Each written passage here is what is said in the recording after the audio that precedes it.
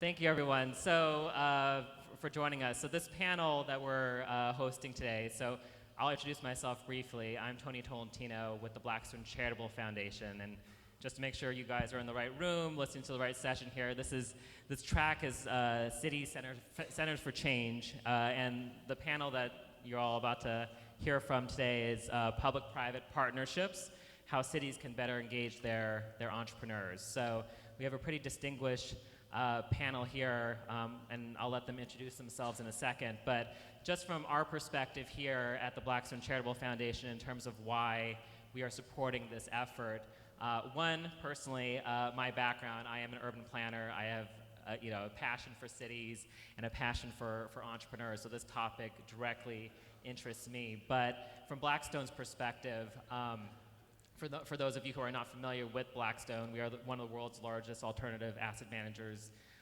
in real estate and private equity, credit, hedge funds, and we have a vested interest based off of our portfolio and our investments in hospitality, energy, healthcare, you name it. We see change happening across our entire portfolio, driven by entrepreneurs. Just for example, and actually I'm kind of curious to see here, how many of you at this conference are staying at an Airbnb or have stayed in Airbnbs recently? So, a couple of you, which is great. So Blackstone, we are one of the world's largest holder of hotel properties, and Airbnb is directly affecting our business. So it's imperative for us to understand these changes, to be responsive to these changes, and to figure out how we could better support cities in their efforts to engage with these entrepreneurs. Our foundation, we are focused on entrepreneurship.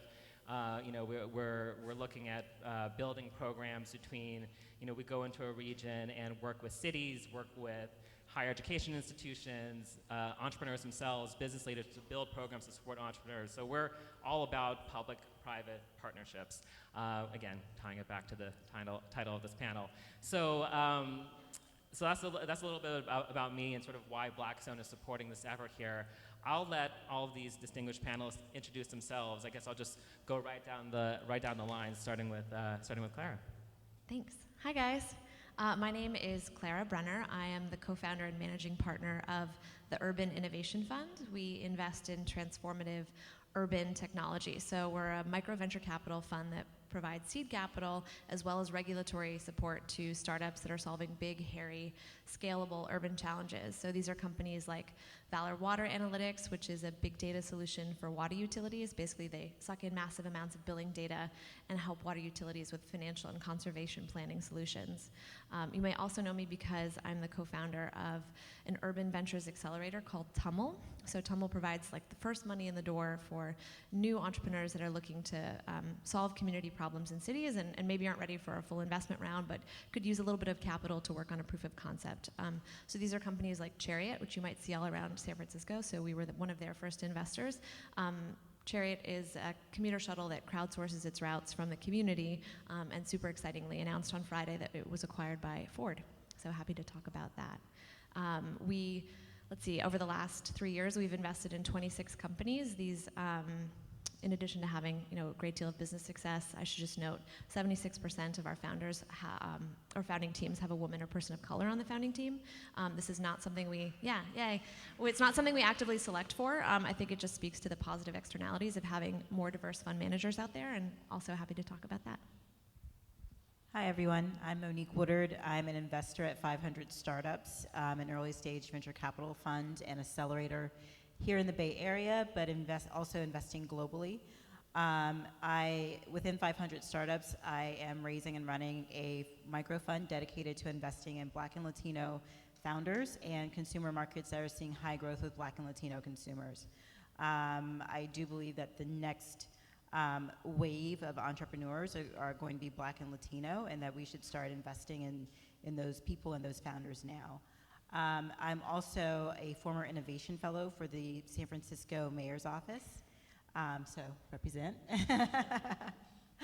And the executive director and founder of an organization called Black Founders, which is dedicated to seeing more successful Black entrepreneurs in tech. Great. Hey guys, my name is Matt Weinberg. I'm an Obama appointee which is just a fancy way of saying that I have to leave when the next president takes over, no matter who she may be. Levity aside, I work for the U.S. Small Business Administration in the Office of Investment and Innovation. We dedicate and allocate up to $6 billion of your tax dollars into early stage technology startups, venture funds or investment funds or investment banks, private equity firms that invest in small businesses. We're a fund of fund, we're a big LP. And finally, we run an accelerator and incubator competition that awards prizes to accelerators and incubators across the country that focus on underserved geographies. So think Omaha, Nebraska, not Silicon Valley, California, or underserved or underrepresented demographic groups. And when he leaves office, when Obama leaves office, hopefully Matt will move out here to San Francisco, we'll see. I'm Jeremy Goldberg, Director of Innovation Partnerships in the San Francisco Mayor's Office. And we're here today with a group, we're all entrepreneurs, so to the extent that I can really break it down in terms of what that actually means, it's really about the doing in government and how do we actually make this work stick. And what we look at, the two programs that I oversee are the Startup in Residence program and the Civic Bridge program. And we'll talk a little bit about those in a bit. However, it's really about leveraging the human capital and the talent that we have here in the region. And where we have really challenging urban issues that our departments present to us and share with us, how do we look to you, entrepreneurs, individuals working across sectors, and invite you in and make it easy for you to work with us to make significant social impact. So thank you for having us and having me on this panel today. Great, wonderful. So I just want to note, so we're going to have a conversation here, and then we're going to reserve the last 20 minutes for questions from all of you. So please hold your questions to the end, and we'll get to them. So I think a great place to start off is sort of, why is this even important? You know, cities, I think, are struggling with this issue of entrepreneurs really disrupting, you know, what's happening, like I said, in various industries, transportation, healthcare, energy. But why is this important for cities to even care about supporting these entrepreneurs? You know, and I'll just open up to the panel, whoever wants to tackle that.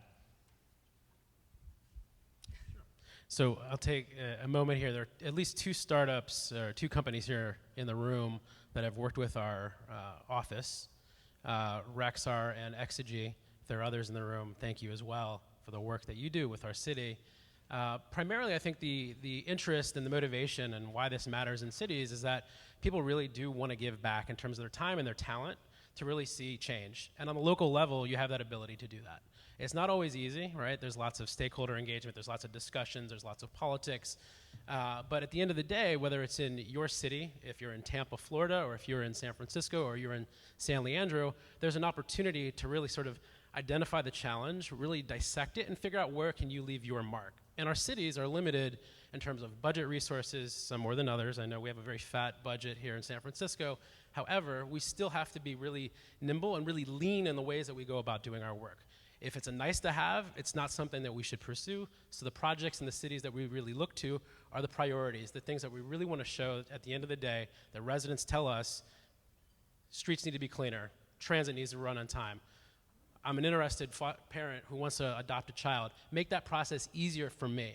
At the end of the day, it's all about making that connection in the city and the place that you live that much more effective, more efficient, and safe. Would anybody else want to tackle that question? Sort of why is this important for cities to support their entrepreneurs? Yeah, I mean, I'll just take that. I look at a national perspective.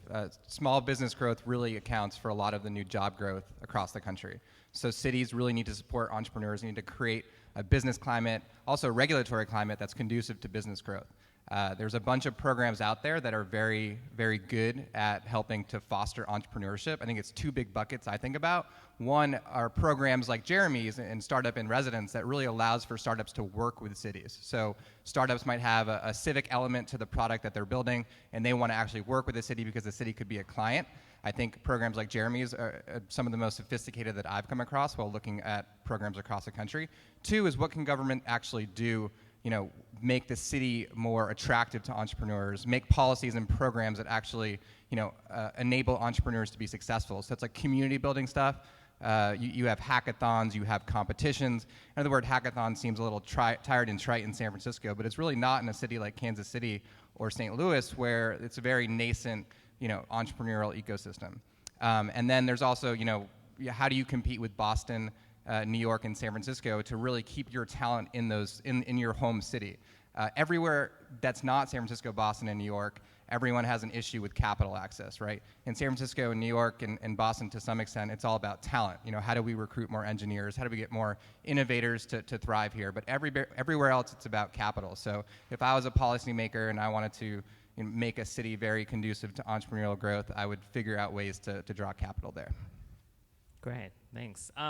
So I think you mentioned the capital piece, and it's great that, and I should have mentioned this in the intro. So one of the reasons why I asked the four of these panelists to be here is because they represent different parts of this ecosystem. We have a representative from local city government, a representative from the SBA, so the national perspective, and both Monique and Clara, not only do they actually operate programs that are supporting these entrepreneurs, but they've also created now investment funds to provide investments to support these entrepreneurs. So the capital piece is an interesting topic to raise there, Matt. I mean, so what are, in terms of public-private partnerships, how can entrepreneurs essentially raise capital if they're civic ventures? I don't know who would like to tackle that first. I'll give it a shot. I would say don't go to impact investors.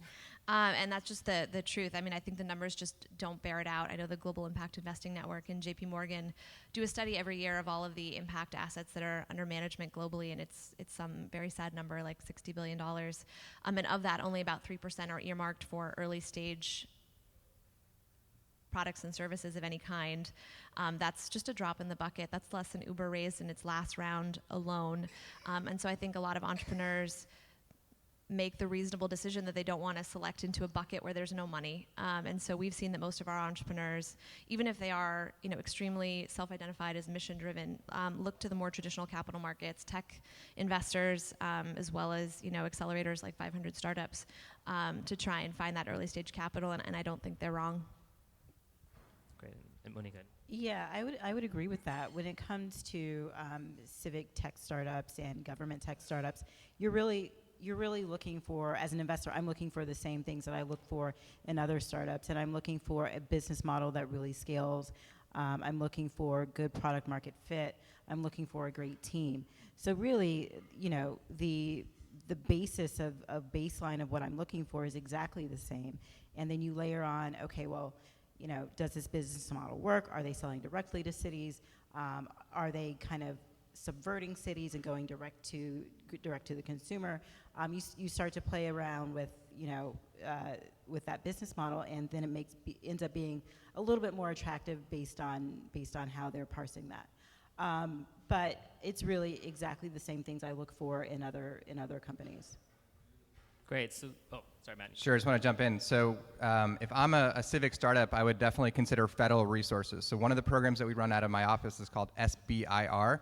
And I might say acronyms, and it'll just convey that the government's a really bad marketer. But this program is called Small Business Innovation Research Grants. It's a $2.5 billion seed fund that's dedicated exclusively to early stage technology companies. And these companies are really mapping against federal agencies' priorities. So if the Department of Energy wants a company to build a new energy efficient battery or a new wind turbine that works better, they'll put out a proposal and they'll receive applicants from entrepreneurs and they'll select ones to fund. There's different phases. The first phase is about $150,000 to $200,000. And this is grants. This is non-dilutive, non-equity, and it's basically free money. Another one is we have a SBIC, again with the acronyms, Small Business Investment Company, and it's the fund to fund that I mentioned before. So, if Jeremy and I, after reaping a massive amount of money from our public sector salaries, we start a fund and we apply to be what's called an SBIC. We bring $50 million. The SBA will actually give you $100 million in debt to then invest in small businesses, and there's an impact specific category that we see. So if I'm an entrepreneur, I'm doing civic stuff, I would definitely consider the federal government as a resource, because your federal government is the ultimate impact investor. We don't operate in a profit and loss environment. We really look to just put money into technologies that can have a profound impact on the future of the economy.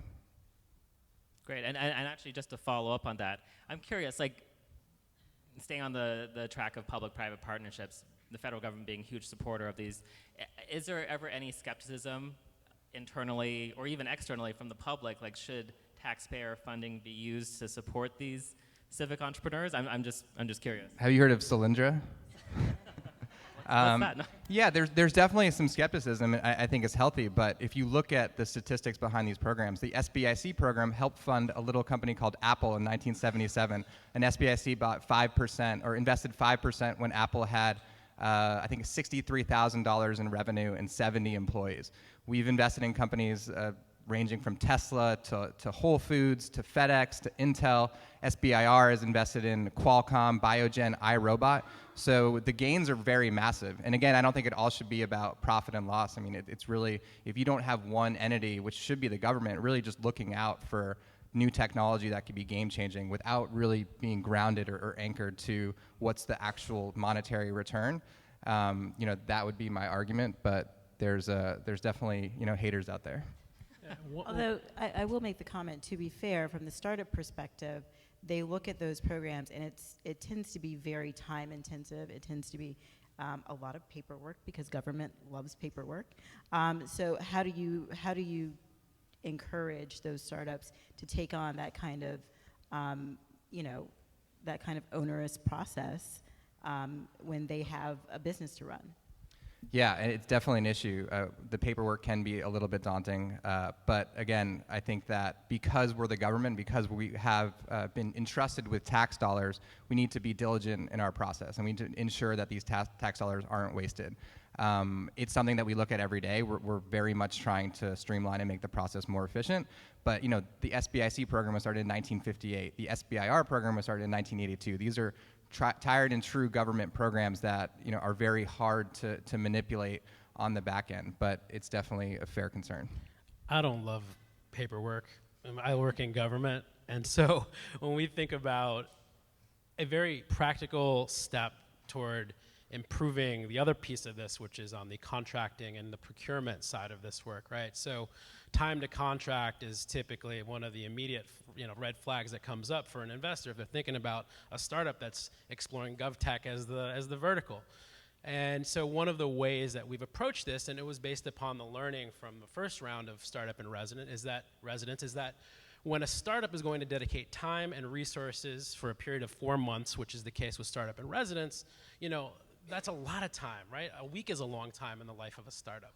At the same time, we recognize the value and the contribution that our departments and our agencies are spending during the period of engaging and co-developing with a product with the startup. So what we've done is how can we reduce the time that it takes, one, to establish an RFP, a request for proposals, to go out there to the public so a startup can apply, we can get the solution that we're looking for, and it's not years, it's months, it's weeks or months that it takes to actually get that out there and get it public. Number two is to reduce the amount of time that it takes for the review, right? So when we go through the selection and the criteria and all this, and we created this vehicle through our Startup and Residence program, what we're calling our RFP bus. I'm open to other names. So it's basically moving from a single occupancy vehicle to a bus, basically 30 problem statements built into one request for proposals. Startups apply to a specific challenge, and then they're selected. At the end of the 4 months, after they've been through the program, the departments and the startups have an option to enter into a contract. This is all voluntary, the process, the program, there's no money exchange during the 4 months. The contract and the agreement that we've established for this round is not perfect, but the best part about it is when you're looking for a partner in government, look for those people that wear jeans, and we can continue to innovate, work on this, and improve what the next round would look like. So for those, there's a lot of entrepreneurs here who are not from San Francisco, and San Francisco is ahead of the game here when it comes to really working with its entrepreneurs. For these entrepreneurs in the audience, though, how do you work? Like, what's the best way to work with the city, though? Jump in. Yeah, absolutely. I would say don't. To start anyway, most of our most successful companies do end up looking to government as a great client down the road. But like Fowler Water Analytics started by selling to private water utilities. Then they went to smart metering companies, and they've since been able to, build up the traction to be able to demonstrate to a much larger government customer that they're a great partner. And so they now see government and have government as a customer. We just see that as a reasonable strategy, especially if you're looking to raise money and demonstrate some meaningful traction. But also, it's kind of a great counter-cyclical argument, being able to say, we're looking to a variety of types of customers to serve. Basically means like when the markets are up, we're great, but when they're down, we can also look to government to kind of buoy us, and we think that's a really strong narrative. So we definitely encourage our companies to think about government as a great partner, but the idea of them being your first customer, I think, is unrealistic. And I would agree and echo that. So I do look at and really like a lot of civic tech startups, but when I do see them looking at government as either their only customer or their first beachhead customer, that's a massive red flag for me. I tend to like startups that play in the civic tech and government space, but kind of make government a little bit unnecessary and go around government. And at the same time, I'm a mentor for the STIR program, so I do have my hand. Because everything she's saying, she says the exact same things every time, which is right on. I do have my hand in both pots, but until other cities are doing things similar to what San Francisco is doing, and until we're doing that at the federal level to change that RFP process, I do think that it's a red flag for most investors if you are really targeting government as either your first or your only or your primary customer. And I think Clara and Monique are right on. I mean, that's really important advice. Both of them having worked with, partnered with, worked in government. And I what I would also add on to that is that when we're reviewing, or when departments are reviewing the applications from startups, number one, there's already we're very conservative in government, right? Everything is paperwork, process, takes time, delay. However, when a startup applies and they show traction in the market, not necessarily the government market, they have enterprise solutions and things that they've developed, and they have a record of sales, and they have a client base, that's something that alleviates, I think, some of the pressure and concern or anxiety, honestly, from a department, which is saying, it's as a startup, will they exist in a couple years, right? I mean, we're used to working with Oracle, or no one ever got fired by hiring IBM, right? So the idea is, it's very true. I think it is an important validator, and we do hope, however, more and more companies are going to start looking, that have experience in other verticals, will look to GovTech as a place to build a client base. So just quickly, I don't want to agree with what they're saying, but I have to because they're right. That said, I wouldn't totally discourage startups from working with government. I think first, the government needs to get way more sophisticated, both on a municipal, state, and federal level. And I think programs like Jeremy's are sort of pioneering in that. And you're going to see other cities do stuff that it could also be very conducive to partnership between entrepreneurs and cities. But the government can act as a really good validator, right? So if you're a startup and you win an SBIR grant, that's a huge thing for investors, right? They look at that and they're like, wow, if the federal government gave them money to pursue their idea or their product, they must be doing something right. Same if you win a growth accelerator award from another program that we run. You put that stamp of approval on it, and even though you're not directly working with government, I think it could be a great validator. And that's why programs like Jeremy's that allow startups to work with governments sort of on a volunteer basis, that could still be tremendously valuable and lead to market validation down the road. And this is happening, not just our program here in the mayor's office. There are examples in other parts of the country and other parts of this region. Pittsburgh, city of Pittsburgh has developed an incredible program. We've talked with them quite a bit about the model and how to work on their startup in residence program. Kansas City, Missouri. Our colleagues here in the East Bay that are part of this program this year for startup in residence, San Leandro, West Sacramento, and Oakland. But there are many, many others. I mean, the city of New Orleans is doing incredible work around entrepreneurship and innovation and technology. I think there are great examples out there, and we're learning. As much as we're exporting these ideas and leading on a lot of this work, we're getting just as much value and hearing about the lessons and what's taking place in so many other places around the country and the globe. So I think that's an important point, that this isn't just about San Francisco. There are efforts and there are programs that are really are established and really doing some great work. Great advice there. So if there are entrepreneurs there that follow your advice and do not have customer or government as their first customer, and they are executing on their programs, and then they run afoul of some government regulation or government law, like how can they navigate this? What advice do you give those entrepreneurs then? How should they interact with city officials and lawmakers? I'd say come talk to us. That's really our specialty, is working with startups that work in highly regulated or sort of gray areas. We think there's a lot of opportunity to win in those spaces if you can do it well. I think a great example would be Chariot, that company that we invested in that was just acquired. They were sort of known as the last private bus shuttle standing. I think a lot of that has to do with the fact that they worked really proactively with local government. We worked with them from day one to make sure they were integrated with public benefits programs like WageWorks, so they were price comparable with Muni. They targeted neighborhoods that were underserved by public transportation and really actively communicated that to the Board of Supervisors here to kind of make sure that they weren't sort of lumped in the same bucket with a lot of these sort of like bougie coffee trucks on wheels that a lot of people were rightfully very concerned about.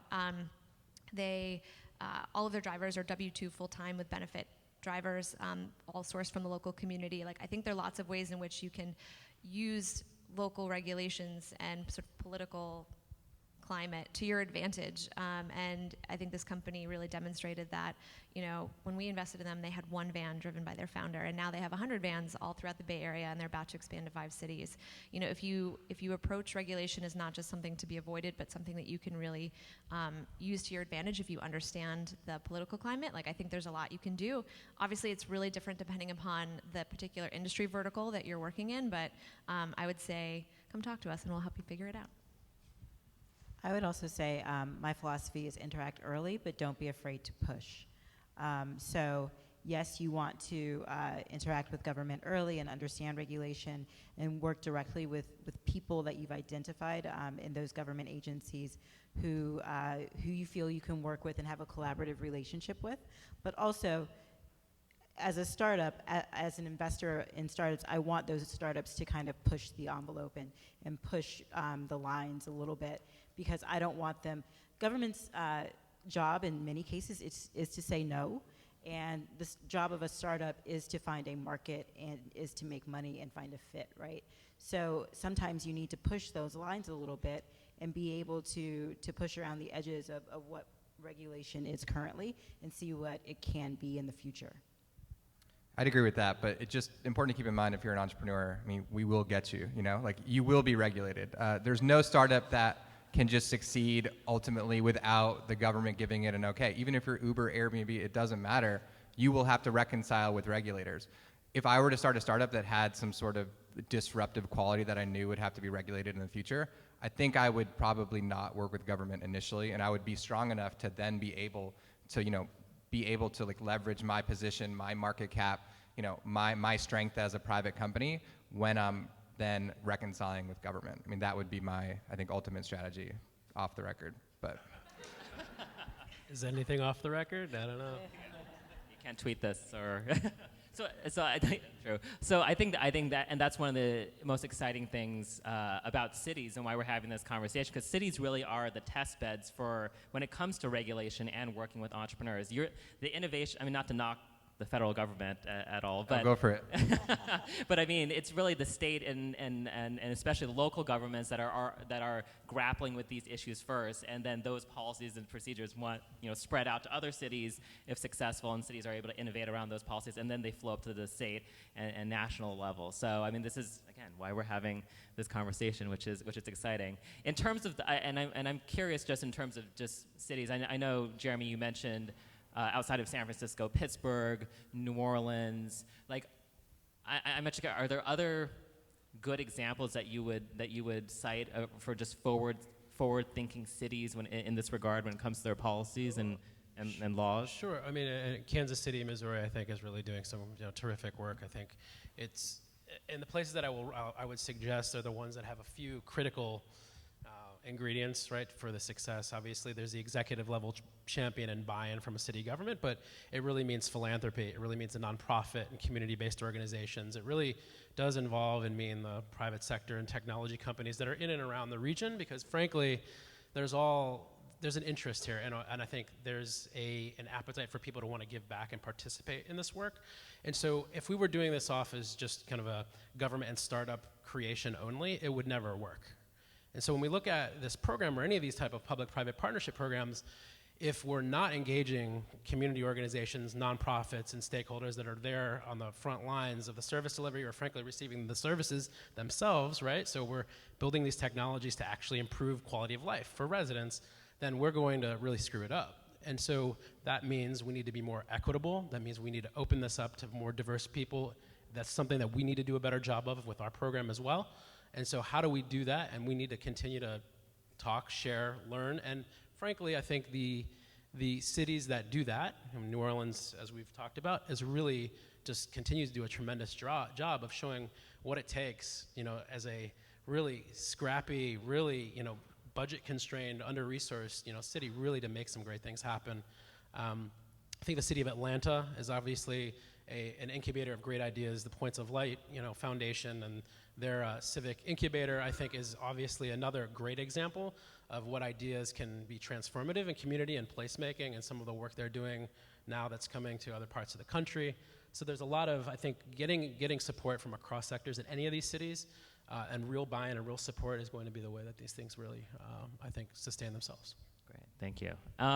So I know we've talked a lot about the entrepreneurs and cities here, and we have a lot of impact investors here. What role should they play in this conversation? Should they, I know you said that a lot of the civic entrepreneurs shouldn't go to impact investors right off the bat, but what can impact investors be doing to affect policy and push cities in a direction to really support their entrepreneurs? I'm trying to find the most tactful way to put this. I think there's a lot of thinking about doing impact investing and not a lot of doing impact investing. It's not that hard. But like we did a survey of AngelList last year, and only 2% of angels self-identify as impact as a priority.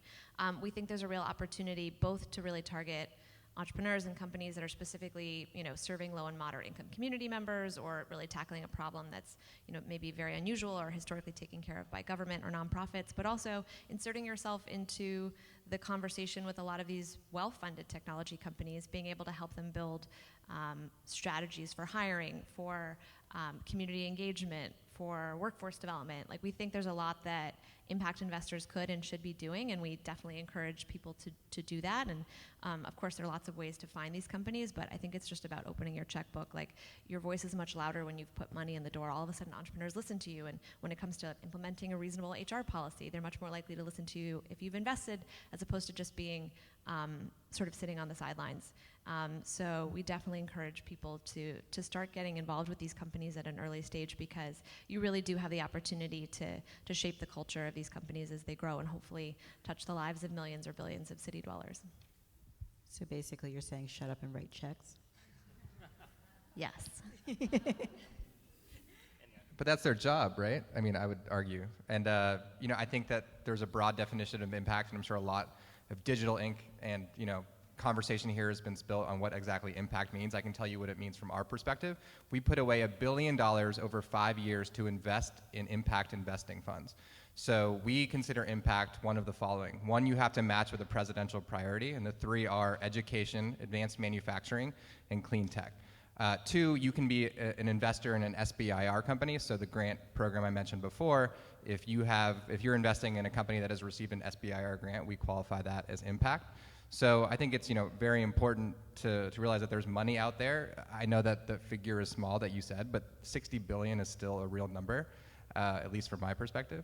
And I think that in the future you're going to see that grow. And the only thing that I would caution against is really we should adhere to what impact really means. And I think we should call people out when it's not actually impact.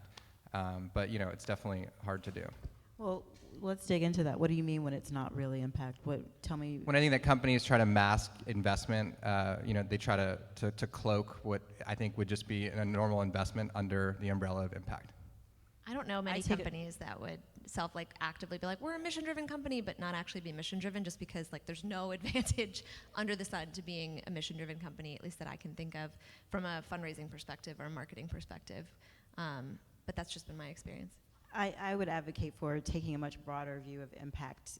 So I run a fund. It happens to not be an impact fund, but I do believe that all investment that we make as investors have some impact on the world, whether that's job creation or whether that's gap closing technologies. So I think that, you know, it's when you take a much broader view of the impact that your investments make, you're able to invest in companies that are led by people who are very diverse. You're able to invest in more women. You're able to invest in a much broader section of entrepreneurs and of founders.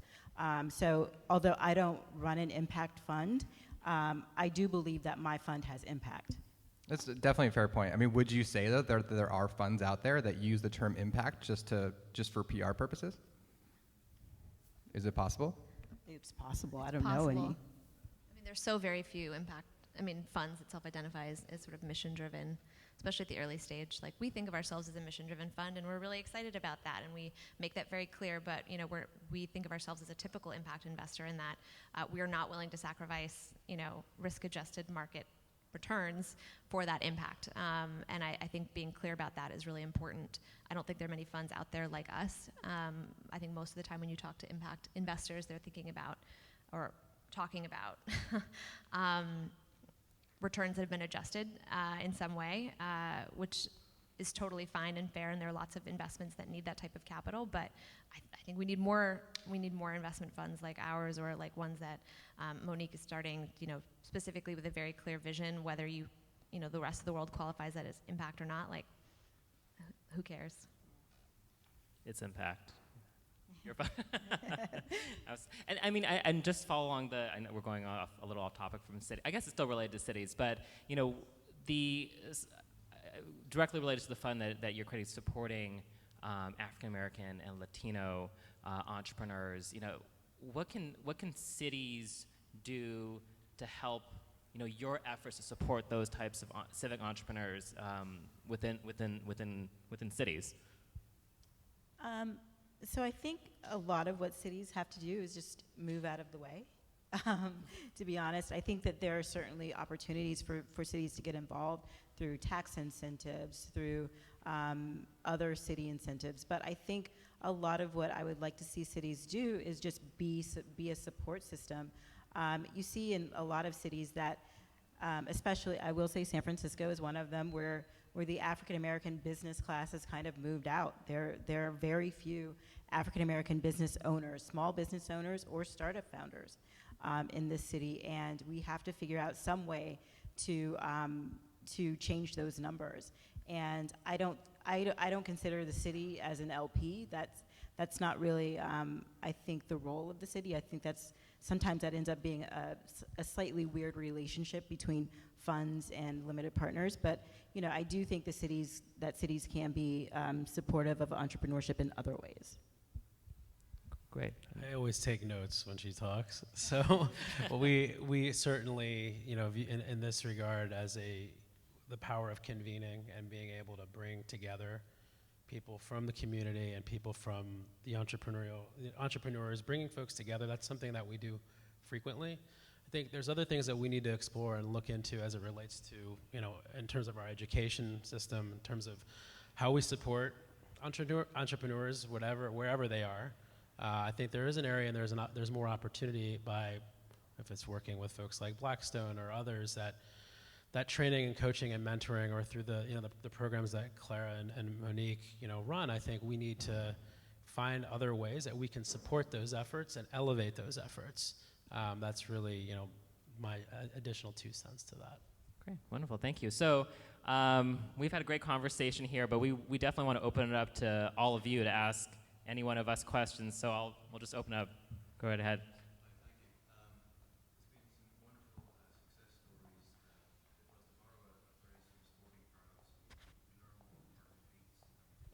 Oh, there's a mic coming for you, I think. It's a question about failures. Thank you. Just to start over, there's been a lot of positive stories here, very, very inspiring. From a sporting standpoint, if one was to say we learn a lot more from defeats than we do from victories, I think cases where, and obviously that's something that the technology industry has thrived upon and learned through that iterative process. If I was to give one example, in the 3 counties in New Jersey, undertook a public-private partnership for the deployment of solar energy assets on public buildings, and ended up ended up being hit with a $30 million litigation bill. Now, obviously, that was very painful, and heads rolled in that. But the learning opportunities coming out of something like that should be demonstrated. It should be advertised. It should be put out there without putting in the knife, so to speak, for those who suffered. But so other counties and states and municipalities can learn from what went wrong in that state, in those instances, and move forward on a positive basis. Great.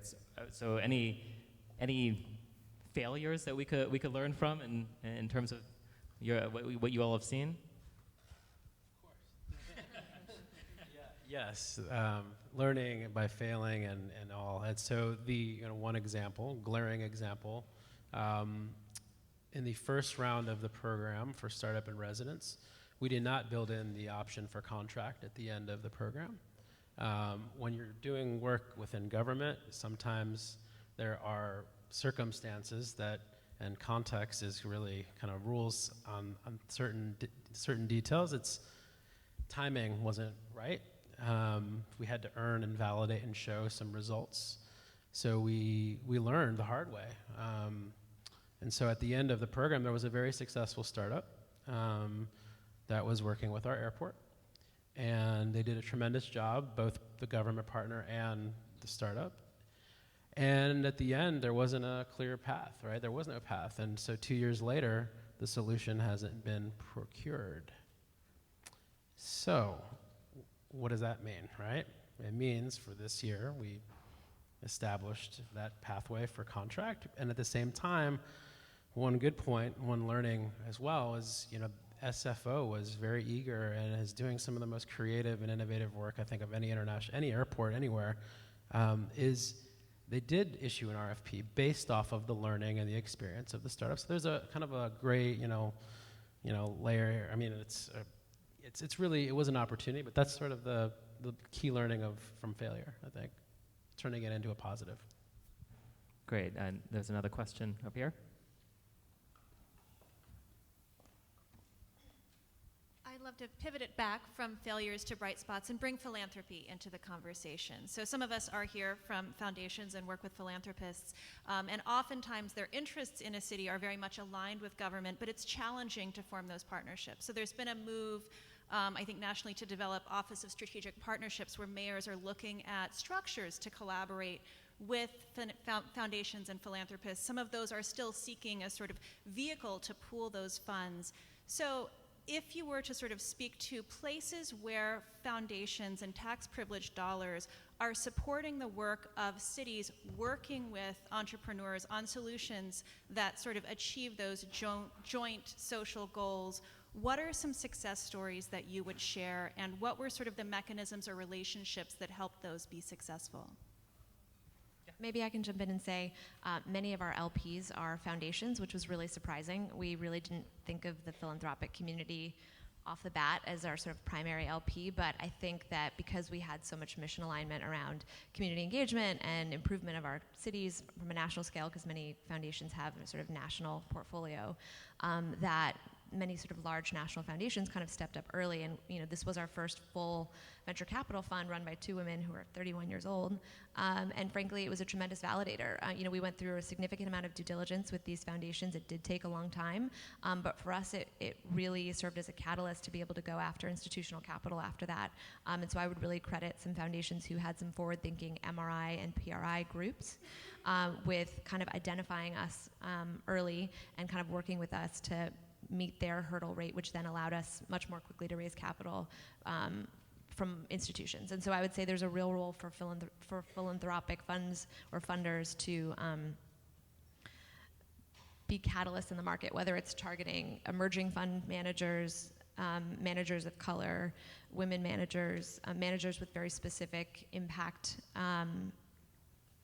theories of change, and really sort of step in early. I think there's a lot that could be done there, and it certainly, we feel like that we are certainly a success story from that perspective. There are a few I think that are really quite excellent out there. Knight Foundation, active across more than 20 cities. I don't know the exact number off the top of my head, but Knight Foundation, extremely I think generous and also very engaged as a philanthropy.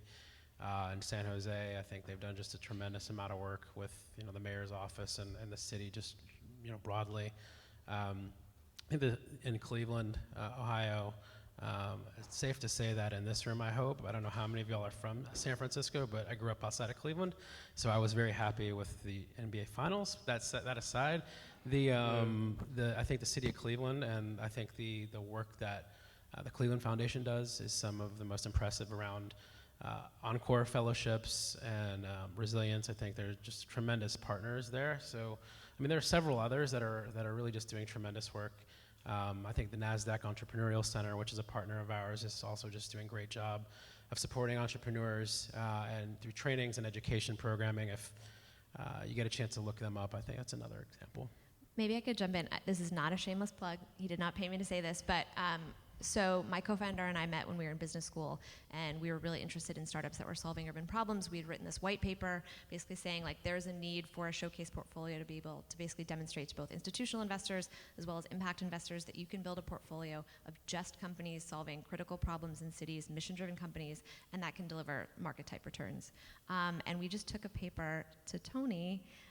We were connected randomly by a total random person that I met in an event, and they funded us to get off the ground. And that really, like, we would not be here without the support of Blackstone. And so I do think there's a role for foundations to take risk, which I know is not something that foundations are particularly known for doing, but in terms of really driving change in a space that a foundation cares about, there's just, you have the opportunity to be super catalytic. And so for us, it was like going from a white paper to having, you know, the funds to be able to build a portfolio of 26 investments, which then allowed us to go to national foundations and you know, get those early LPs and now have a full-fledged venture capital fund. Like, I do think there's a lot that philanthropic funders and foundations in particular can do to shape the larger impact space.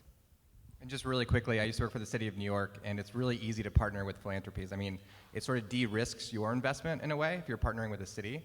I think it's a very eloquent partnership, especially if the city program's focused on entrepreneurship or civic innovation. I ran a program called NYC Big Apps, which is a very, very large civic innovation competition, and the support we had from nonprofits was pretty immense. That model you talk about with strategic partnerships offices in cities, I think Los Angeles had one at one point, and I think the state of Michigan maybe have had one, and a few others. Philanthropy here in San Francisco a couple years back helped to enable the city to create an office, and I think we have the best director of strategic partnerships in Colin Lacone in our office, and so we're learning quite a bit, and we see the value, obviously, as you can tell from Philanthropy, that's really being extremely generous and the work that they're doing to support our school district. So I really think that model is an interesting one, and it can work. And I'm sure there are many more cities that are doing that. I'm just unaware of, but it's a really interesting thing that cities and state government are starting to do.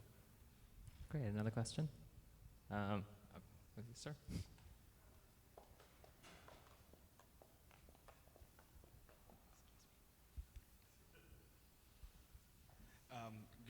Good afternoon. My name is Aya. I'm working in small cities in West Africa, particularly Guinea. And I'm wondering if you guys have any insights. I know some of you are working in local cities, and I know Tamil, for example, has a global look. But do you have any insights on cities, non-U.S. cities, right? So Sub-Saharan Africa, West Africa, Latin America. Cities are economic engines or development engines across the world. America is no different, right? And so do you have any insights on how or what kind of partnerships, what kind of relationships, and even how to go about developing those when you're dealing with cities that have substantially less capacity than American cities? So I'm an investor at 500 startups, and we invest globally. We also have micro funds all over the world in places like Korea, Japan, Canada, the Middle East. So I think that there's a lot of opportunities to come into to work globally and come into cities that support innovation. I will say that I think that sometimes cities outside of the U.S. are a little bit easier and more amenable to supporting startups and to supporting innovation. So it can be easier to kind of circumvent the U.S. and go to global cities and figure out, how to work with those cities before you come back to the U.S. and figure out how to work with the U.S. So I do think there's a huge opportunity in cities. I'm just starting to dip my toe into investing in Africa. Was just in Nigeria, Lagos, Nigeria, a month ago, going back pretty soon, and then back again to Lagos, Ghana, and Johannesburg and Cape Town. So I definitely have an interest in investing in Africa and investing internationally, but with a focus on Black and Latino founders as well. And I think there's tremendous opportunity in some of those cities. In my former life, I was working in sub-Saharan Africa, and it's been a while since I've thought about this question, but I appreciate it because anything I learned about entrepreneurship and being effective at being an entrepreneur in the public-private partnership space really came as a result of the work I did in Uganda and Rwanda. And I think if you look at the Horn of Africa, you look at places like Nairobi, Kampala, and I think Kigali, there are some really interesting work going on there, some larger scale kind of public-private partnership plays around infrastructure, but also around technology. And I would say if you look at like the development finance kind of or multilateral investment development banks, I think they have interesting programs and also investment funds. So I know in Latin America, the Inter-American Development Bank does some of that work as well. So there is quite a bit of opportunity there, and I think it's in a lot of the cities and the capitals across sub-Saharan Africa that one might expect. But West Africa, I think there's just tremendous opportunity, and Ghana is one of those places that years ago I remember they were establishing like these internet cafes that were, I was like, wow, I mean, you really had a need and a use for that, and I think there was built-in mentoring and programming and some small businesses, we're talking about mid-2000s, right? Some of this was taking place, so there's already great work happening. It's how do you leverage some of those cities and some of that learning that's been going on for, more than a decade at this point. Great. That was my best. Another question?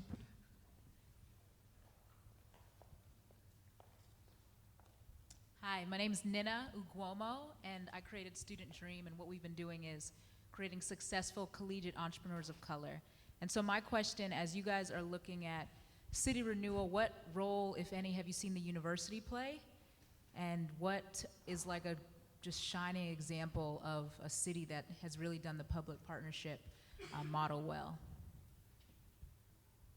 I could actually field that question. So even though I'm the moderator here, so we at Blackstone, as I noted, we're supporting entrepreneurs broadly, but student entrepreneurs are a particular focus of ours. We actually have a program called Blackstone Launchpad, and we actually partner with universities to create a student incubator space and provide the resources of mentorship, coaching, and we infuse other resources along those lines. And we've created a network of 20 universities across the U.S. and Ireland that range from USC and UCLA to in Southern California to schools in Montana, all the way to Ireland. And I would say, for the cities that stand out in my mind, and this is sort of random if you think about it, actually the schools in Montana were actually so we have programs at Montana State University and the University of Montana, so Bozeman and Missoula.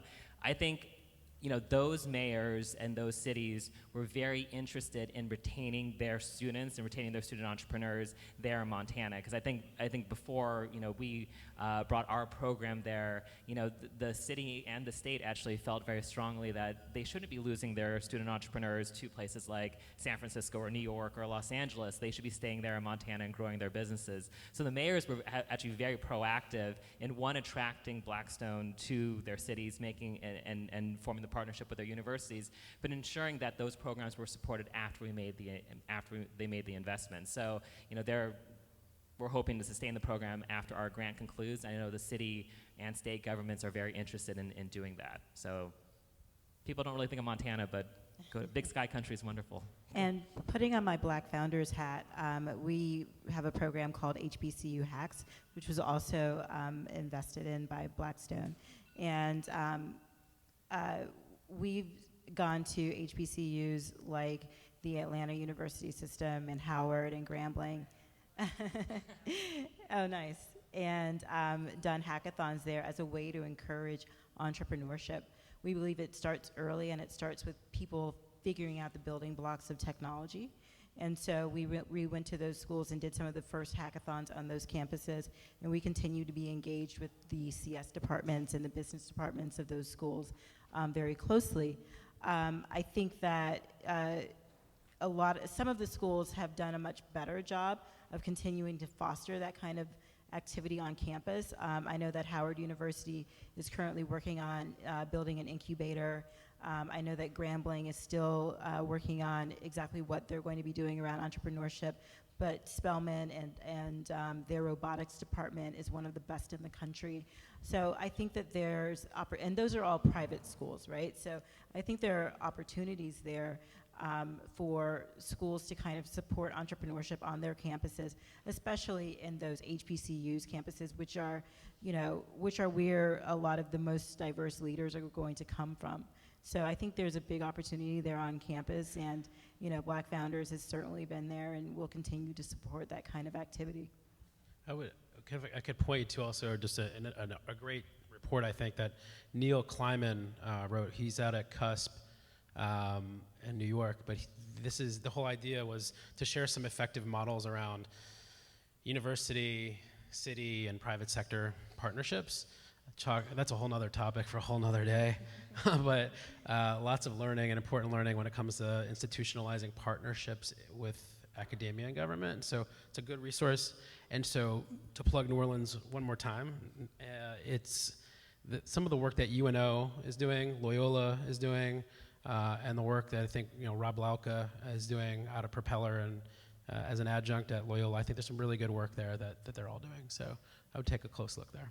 I might take a different approach and say many of our strongest founders who are women and people of color, we've sourced out of PhD programs. These are not people who think of themselves as entrepreneurs, did not go through any kind of undergraduate hackathons or anything like that. These are people that have been building technical projects for the last 5, 6, 7 years, and we've worked with them to help commercialize their products. I think there's a real opportunity for impact investors, early stage investors, to get to know the graduate students in their community and help them think about commercializing their technologies. I think they are very strong founders with a real deep technological background, which I think is really important, and so there's opportunity there as well.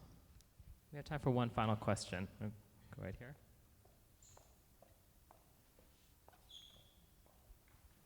Hi, Wilson Lin from New York City, work with Flat World Partners. We're an impact investing advisory firm. Looks like in cities there's elements of innovation that take place in urban life. So like transportation, utilities, housing, homelessness.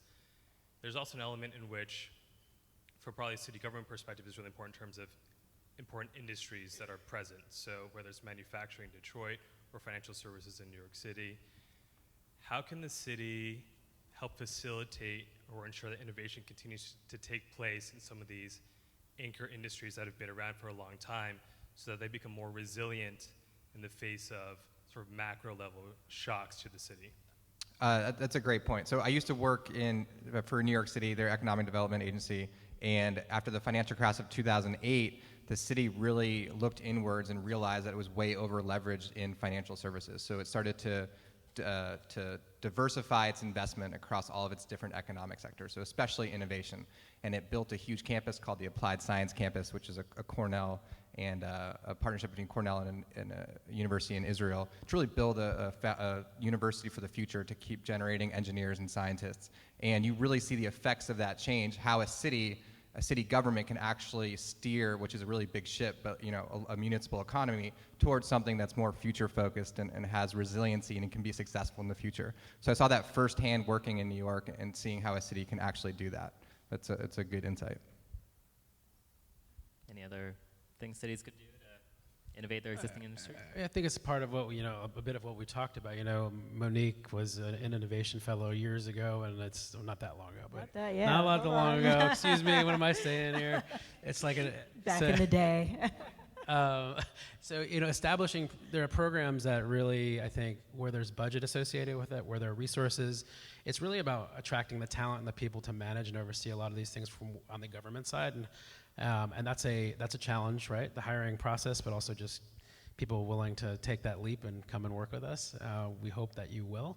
But it's really resourcing. It's really there's the budget piece of it. It's also taking the longer view and really investing in education. I think it's really the future workforce and the people that are make up the city and what kind of a city we want it to become. So I think those are a couple of other ideas. Great.